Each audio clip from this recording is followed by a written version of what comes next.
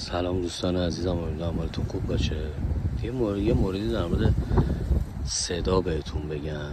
تو ماهیگیری ببینید، ماهی تنها چیزی که فرارش نمیده صدای طبیعیه که از خود رودخونه ایجاد میشه.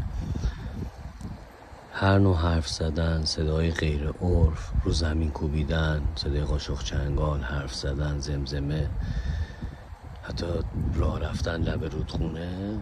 مطمئن باشید اگه تو رودخونه‌ای دارید ماهی میگیرید که دنبال زرده‌پر، آمور یا ماهی‌های دیگه هستین، به شدت درصد صیدتون کم خواهد شد، چون صدا از داخل اسبور با همین نخ میره سر قلاب و طعمتون و امکان نداره بتونید موفق بشید ماهی درستی بگیرید.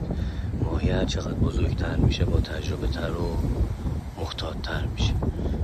در اون صورت فقط ماهی‌های ریز میتونید بگیرید. تنها جایی که حالا خیلی میشه گفت تأثیرش کمتره ولی باز تأثیر داره، سده که پرتابای دور میکنید و ماهی کپوری که حالا به اون سر صدا شاید تو صدا عادت کرده باشه، تو رودخونه اگر سر صدا بکنید مطمئن باشید که ماهی نمیتونید بگیرید.